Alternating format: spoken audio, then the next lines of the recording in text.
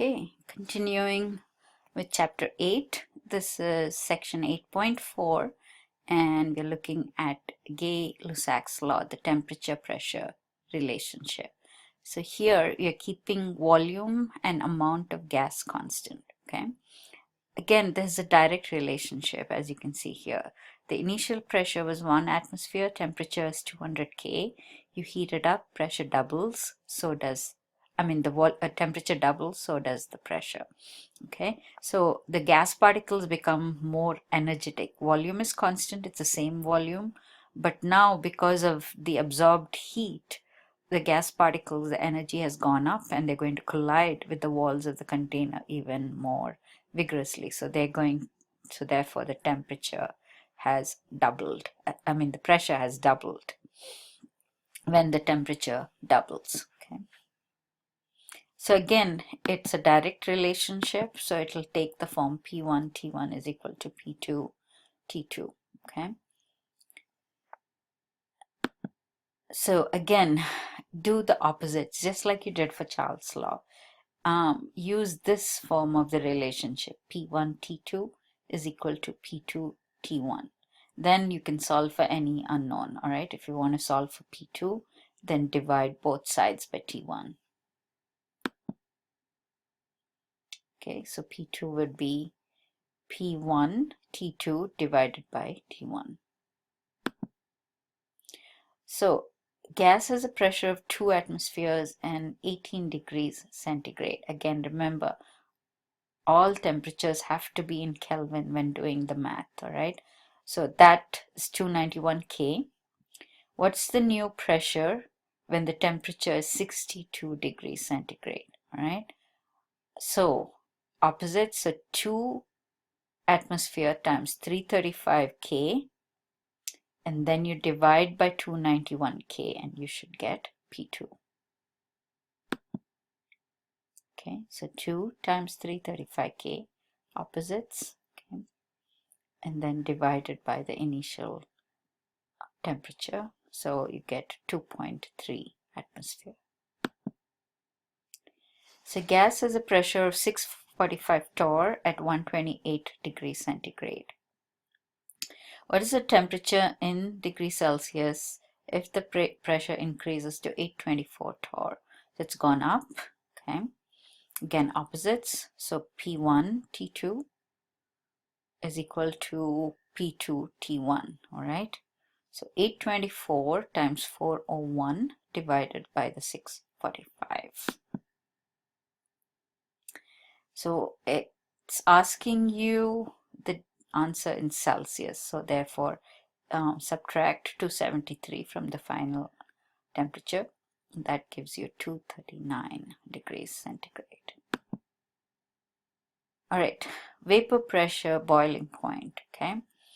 So when you are heating up a liquid, say water, what will happen is eventually the liquid molecules will absorb all that energy. It'll get more energetic, and the bonds that hold the liquid together will come apart, and the state will change into gas, all right? So the liquid molecules will get enough kinetic energy of movement, to break away from the surface of the liquid and become gas, vapor, okay? Now, in the open container, the vapor will dissipate into the air, surrounding air. In a closed container, the vapor is going to accumulate above the surface of the liquid, okay?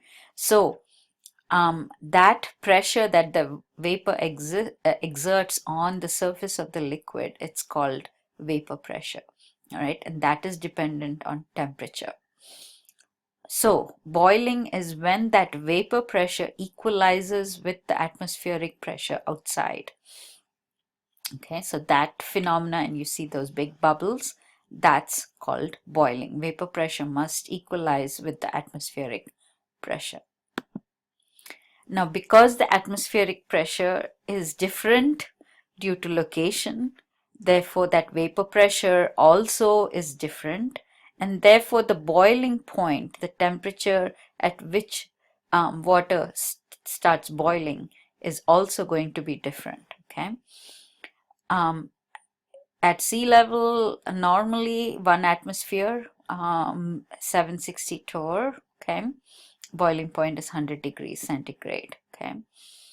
But if that pressure is higher, okay, at higher pressures, then water is going to be boiling at pressures more than 100 degrees, all right. So in an autoclave, for example, okay, 2 atmospheres, water boils at 120 degrees instead of 100.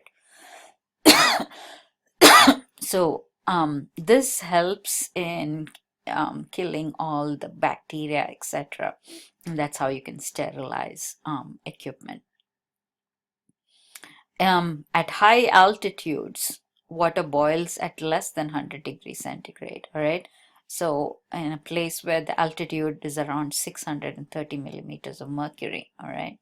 So vapor pressure is going to equalize with the surrounding atmospheric pressure at a lower, okay? The temperature is going to be lower, so that's at 95, okay?